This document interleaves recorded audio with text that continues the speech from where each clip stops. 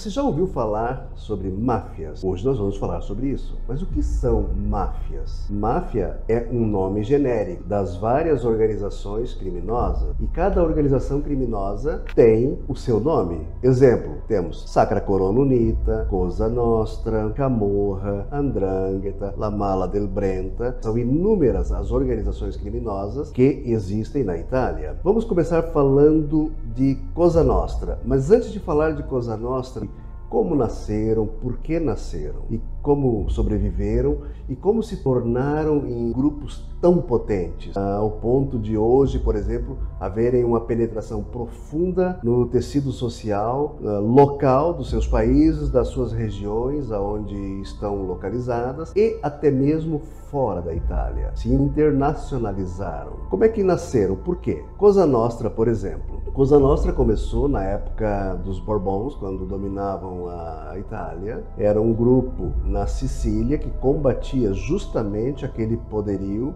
borbônico, porque sentiam o povo, a população oprimida por esses soldados, por essa monarquia, digamos que vinha parte da França, não? Que dominava ali a região. Daí começaram a nascer esses grupos, esses bandoleiros, que no início eram praticamente ladrões de galinha. Se dizia assim, ladrões de galinha. E por que de ladrões de galinhas se constituíram depois esses grupos fenomenais do crime, voltados para o crime? Bom, como ladrões de galinhas, eles eram presos muitas vezes, e eram colocados em uma ilha próxima da Sicília que se chama Favignana. Esta ilha, ela continha presos políticos que o regime borbônico justamente levava para lá porque eram opositores do regime, do sistema, e lá ficavam esses presos políticos, pessoas já com maiores esclarecimentos. Esses ladrões de galinha, considerados ladrões de galinha, bandidos, bandoleiros, eram colocados nas mesmas celas junto com esses, digamos, políticos. O que acontecia? Eles escutavam as pessoas falando, esses políticos, né, e começaram a aprender como é que se agia, como se fazia. Uma vez colocados em liberdade, voltando à liberdade, o que acontecia? Eram contratados pelos senhores da terra, havia um feudo praticamente, estou falando aqui lá de 1800, início do 800 mais ou menos, por ali, um pouco mais, eram contratados justamente para resolver as brigas que ocorriam na campanha, na lavoura, na colônia, porque era uma, digamos assim, uma Sicília rural. Dali começaram então a se formar esses grupos que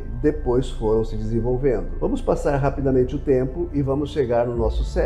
Esses grupos se organizaram e começaram a pensar maior, digamos assim, podemos nos expandir? Podemos. Com o quê? Como? Começaram a explorar prostituição, jogatina, comércio de drogas, corrupção e uma série de coisas, porque de quando eles eram dominados por praticamente senhores feudais e políticos, eles passaram a dominar os senhores feudais e também esses políticos. Eles agiam em troca, antes, no início, para um político, por exemplo, em troca de votos, que eles conseguiam votos, ameaçando, obviamente, as pessoas a votarem em determinados políticos, eles conseguiam concessões para agirem de um certo modo em um determinado território, em que a força da ordem fechava um olho para eles, entende? Às vezes os dois olhos, digamos assim, né? E foram crescendo e foram se dinamizando, digamos, e começaram a internacionalizar-se. E chegamos aos anos 70, com a exploração fortíssima da heroína. Claro que Cosa Nostra agia não somente dentro da Itália, como também agia além, outro oceano, digamos, nos Estados Unidos. Eram fortíssimos, o crime organizado nos Estados Unidos. Vou falar sobre o crime organizado nos Estados Unidos em um outro momento. Agora vamos nos deter porque aqui na Itália. O que acontecia então? Começaram a se sentir mais fortes,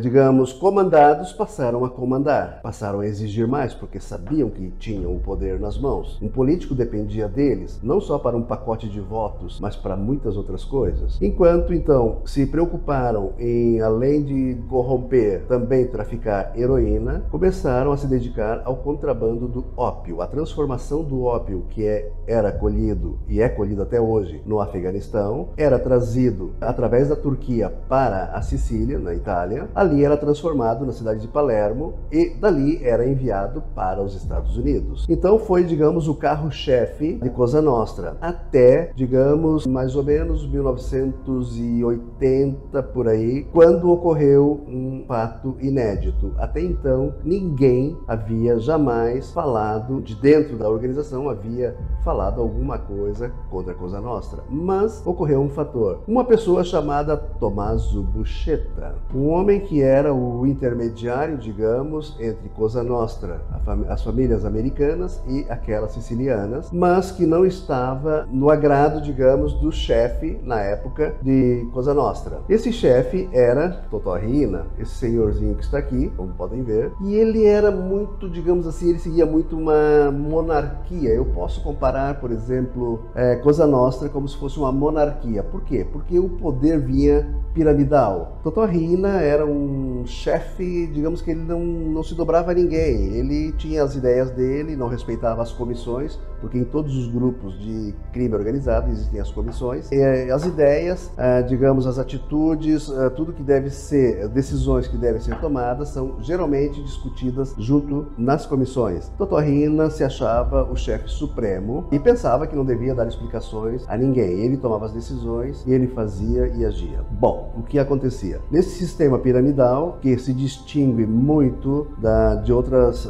organizações criminosas, que vamos falar em seguida, 'Ndrangheta e Cosa Nostra, que haviam na sua organização já um sistema federativo, ou seja, na horizontal. Todas as decisões são tomadas discutindo entre os chefes de cada região o que deve ser feito, até mesmo decidir quem deve morrer ou viver. Essas são as decisões que são tomadas ali. Mas vamos falar de 'Ndrangheta no segundo tempo. O que ocorreu na realidade com Cosa Nostra foi que Tommaso Buscetta, que foi preso no Brasil, justamente aqui no Brasil, ele estava foragido, vivia aqui no Brasil. O que aconteceu? Ele foi extraditado para a Itália. Chegando na Itália, lá no início dos anos 80, ele falou que ele queria conversar com o juiz, na época, Giovanni Falcone, que era justamente o juiz encarregado do processo antimáfia e era justamente o juiz que vinha indagando sobre Cosa Nostra. Porém, não conseguia obter resultados, porque vamos falar de organizações. Como é que uma organização se permite ou é permitido entrar dentro dela? De fora para dentro, ninguém consegue, a menos que alguém de dentro não fale. E foi justamente o que aconteceu com Tommaso Buscetta, que chegou e disse: eu quero falar com Giovanni Falcone, o homem que conduzia a instrutória, digamos, para preparar o maxi processo a Cosa Nostra. O que foi esse maxi processo? Uma vez que Tommaso Buscetta, conversando com o juiz Falcone, começou a contar como é que era vida e morte, digamos, toda a organização de Cosa Nostra, foi possível então juntar fatos e dados para definitivamente comprovar que havia máfia, porque até então, para a política italiana, não existia máfia. O que ocorria, o que vinha existindo eram bandoleiros que faziam arruaças aqui e lá, tiroteios, gangsterismos, mas máfia, crime organizado, não, isso era impensável. Com o depoimento de Tommaso Buscetta foi possível provar. Então, em 1986, e também outro fator muito importante que aconteceu para que se chegasse a esse maxi processo, foi o fato de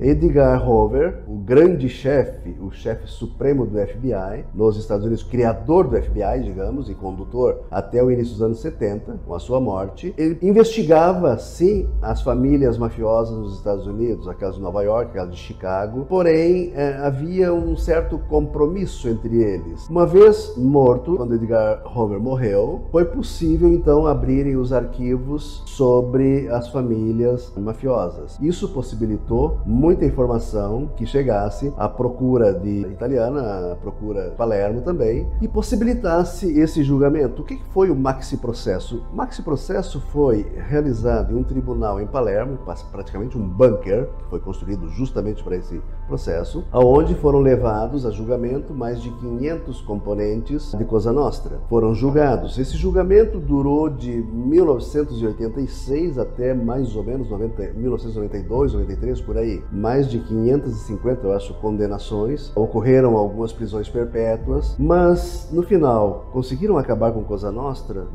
Diria que não.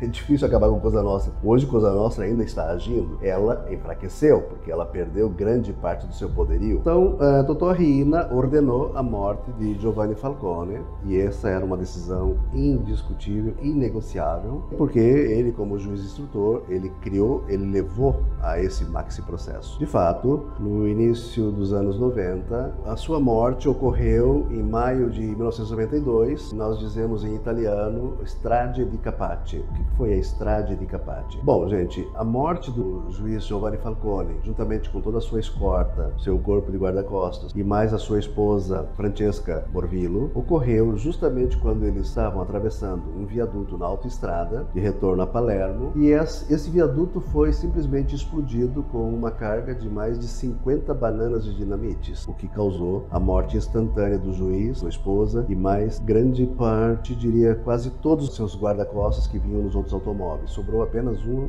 personagem ferido. 52 dias depois foi a vez de Paolo Borsellino, um outro juiz, colega inclusive de Giovanni Falcone, que participou também na zindagem e a instrutória do maxi processo. Mas morreu. Acabou Cosa Nostra? Não, não acabou Cosa Nostra. E quem veio depois? A que veio a organização e que continua até os dias de hoje, se fortificou, se chama 'Ndrangheta. Mas também não existe Camorra? Existe, mas Camorra nós falaremos num outro momento, porque a Camorra é aquela máfia, aquele grupo do crime organizado que está ali localizado em Nápoles, naquela região, na Campania, como se diz. Eu vou falar agora daquela da região Calábria, tanto é que a máfia calabrese é justamente 'Ndrangheta. Mas como é que surgiu a 'Ndrangheta, pessoal? Assim, ó, 'Ndrangheta, enquanto Cosa Nostra tentava dividir o poder com o Estado, e esse foi um grande erro, uma grande estupidez do Totò Riina, querendo praticamente combater, digamos, a par condition, o Estado italiano, esse foi o grande erro dele. A 'Ndrangheta era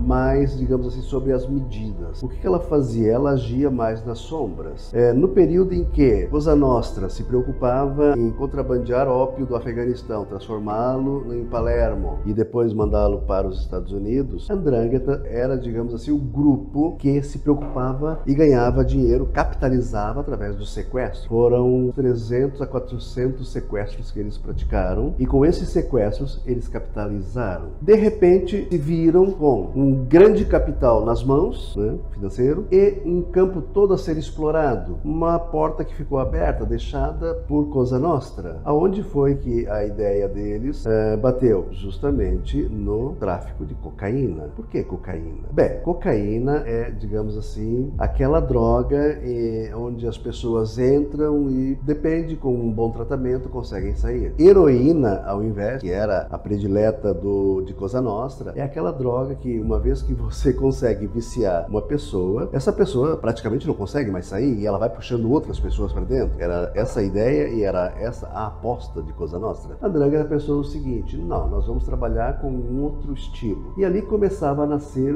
o contrabando de cocaína através e promovido pela 'Ndrangheta. A 'Ndrangheta nasceu, então, como eu falei, na Calábria. E da Calábria ela tinha ramificações dentro da Itália, não só ali na Calábria, como ela tinha também na Lombardia, como ela tinha também em outras regiões, Lácio, por exemplo, dentro da Itália. E ali ela foi expandindo o seu poderio. Hoje eu afirmo com toda certeza que a 'Ndrangheta domina 43 países no mundo, está presente nos 5 continentes, inclusive no Brasil. Não vou citar nomes por enquanto, quem são os seus, digamos, colaboradores do Brasil. A 'Ndrangheta se especializou então no contrabando de cocaína, colocando seus homens dentro da Colômbia, principalmente na Bolívia e no Peru, para tratarem diretamente com os cocaleiros, que são os produtores de coca, conseguindo preços formidáveis no quilo da cocaína. Obviamente que vocês imaginam que um quilo de cocaína adquirido na Colômbia, ela chega na Itália valendo cocaína pura 50 vezes mais. Mas, sendo cocaína pura, e agora vamos falar de poder, pode ser transformada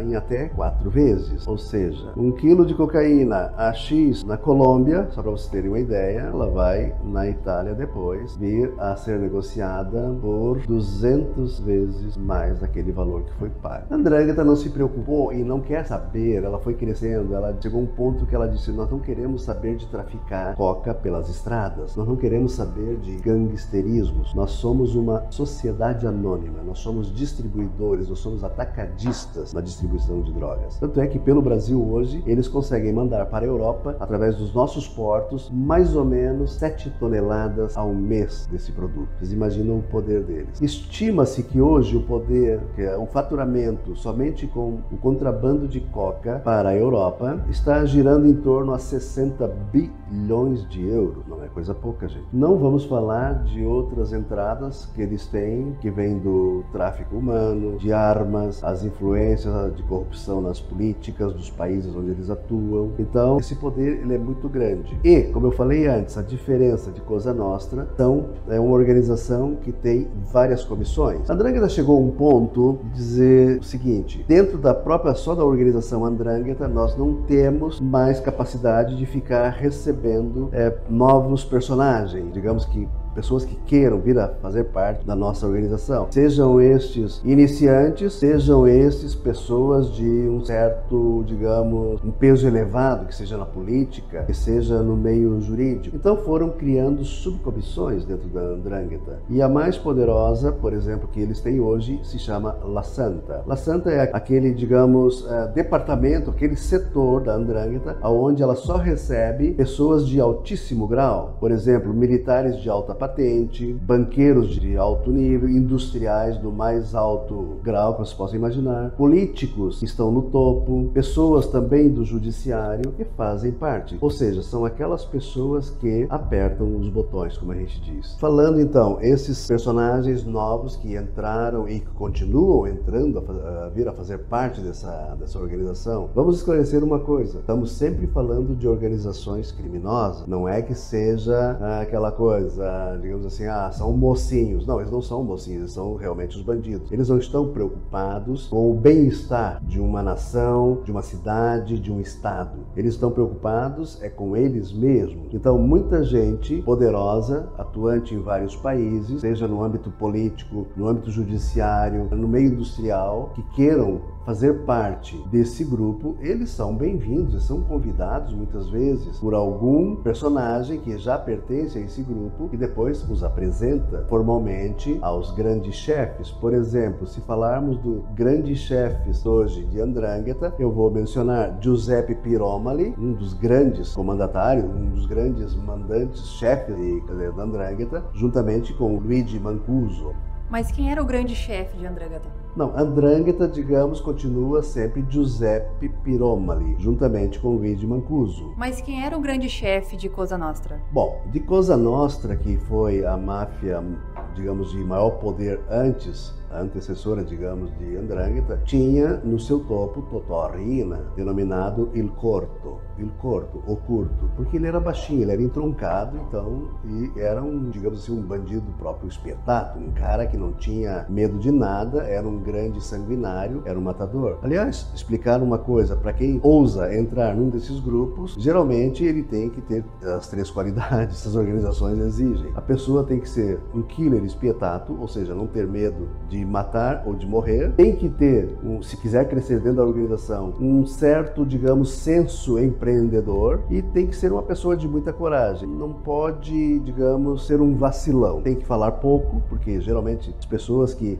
ascendem ao poder, elas são pessoas que falam muito pouco. Eu falar de Matteo Messina Denaro, por exemplo, que foi o chefe que sucedeu Totò Riina, era um homem que praticamente quase não falava. Você não ouvia ele falar. Conduziu Cosa Nostra na ausência de Totò Riina, enquanto esse estava na prisão, inclusive depois da morte de Riina também. Mas era uma pessoa que você não via ele se expondo, falando como outros fanfarrões. Essa era a diferença. Mas como é que esses grupos chegaram no topo? Qual que é a regra deles para se manter nesse poder? Boa, excelente pergunta. Como funciona? Em primeiro lugar, para uma pessoa entrar a fazer parte de uma dessas organizações, as máfias definem como regras. Eles costumam dizer o seguinte: leis é para as pessoas comuns, aqueles que, como eles dizem, as leis são para os idiotas. As regras é para aqueles que querem tomar e vão tomar. É a lei dos homens, como eles definem. Isso não é uma definição minha, tá, gente? Isso é definição de máfias. Começa assim: todos nós somos considerados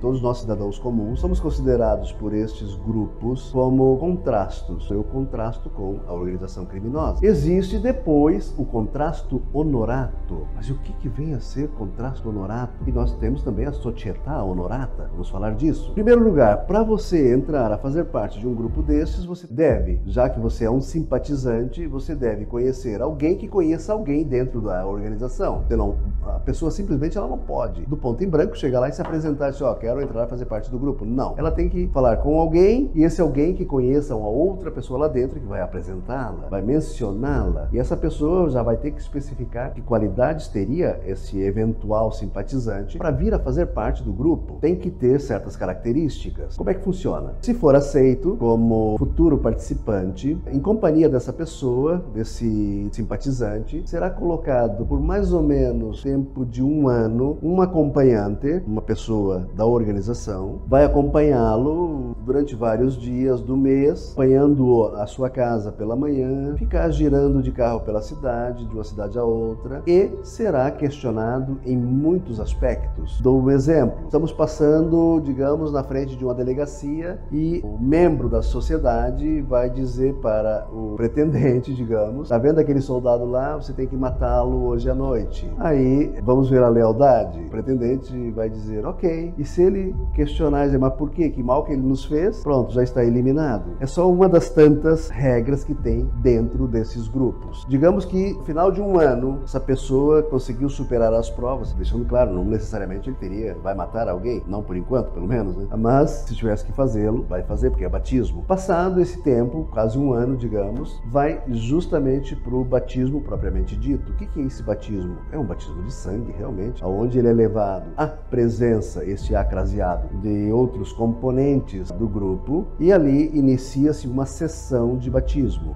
Não vou falar hoje de quais são as palavras, como é que é feito tudo, mas assim, por alto. Veja bem, você, de livre, espontânea vontade, está escolhendo a fazer parte do nosso grupo. Você está ciente da tua escolha? Recorda daqui para frente que você teve um nascimento hoje, teu segundo nascimento. Você concorda? Sim. Não esqueça que o teu primeiro nascimento foi fruto de um pecado praticado pelo teu pai e pela tua mãe. Eles definem como pecado o ato onde gerou-se uma criança. Porque ali você não teve escolha, mas agora você está tendo a escolha. Você está escolhendo, a partir de agora, os teus novos irmãos, a tua nova família. Está ciente disso? O contrasto responde sim. Então, a partir daquele momento, é feito um pequeno corte no seu dedo, indicador, ou depende da organização, eles escolhem uma parte do corpo, e esse sangue é pingado, eles deixam pingar sobre uma santinha, e todas essas organizações são regidas por santos. Então, pinga esse sangue ali e o orador, digamos, pergunta à pessoa, a partir de hoje, com o teu juramento, você deixa de ser um simples contrasto e você se transforma num contrasto honorato. Você, a partir de agora, será definido um piccioto honorato. O que é um piccioto? Piccioto é o iniciante, digamos, é o grau mais baixo da organização, como um pombinho honorato. O que nós definimos aqui no Brasil como aviãozinho. Aí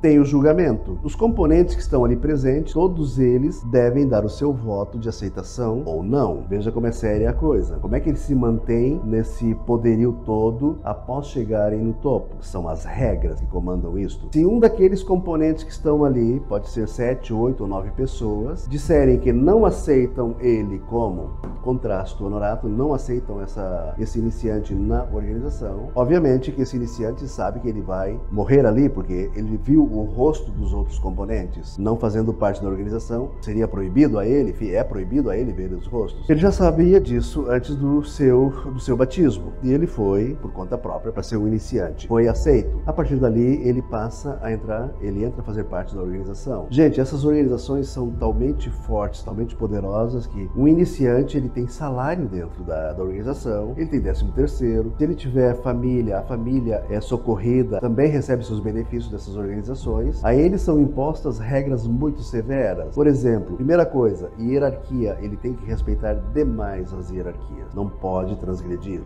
Deve respeitar, se for homem, deve respeitar a esposa. Para entrar a fazer parte, olha como é rígida a coisa, não pode ter separações, família, pai não pode ser separado da mãe, não pode ter havido traições sentimentais na família. Em algumas organizações você não pode ter irmãos ou irmãs que sejam sejam homossexuais, por exemplo, não pode ter na família. Uma série de regras, então, que você vai ter que segui-las até o final da tua vida. E o que acontece se algum deles descumprir alguma dessas regras? Bom, aqui a coisa se complica. Pode haver, sim, uma pena muito severa. Começa com simplesmente a pessoa, ela, digamos assim, ela pode ser castigada fisicamente, ela pode ser castigada através de um isolamento, ou, dependendo da regra que ela descumpriu, ela pode, inclusive, sofrer a pena de morte. E a pena de morte é algo que eles têm presente em todos os membros das sociedades. Eles sabem que a pena de morte, pena capital, digamos, ela está presente. Então a pessoa não pode absolutamente descumprir qualquer regra. Ela tem que se preocupar com os novos irmãos dela, a proteção, porque é como se fosse uma grande família. Não pode se separar da esposa, não pode, por exemplo,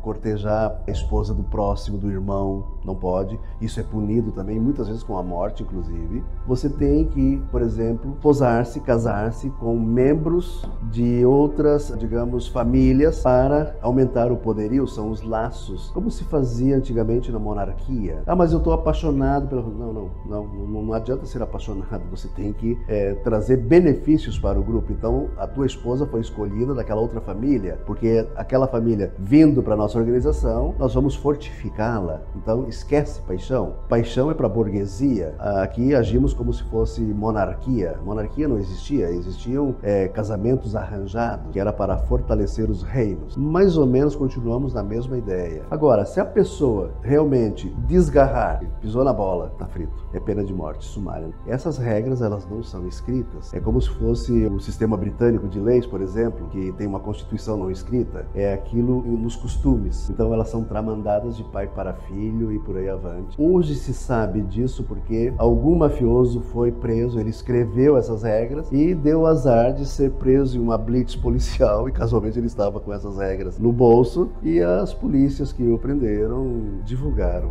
essas regras.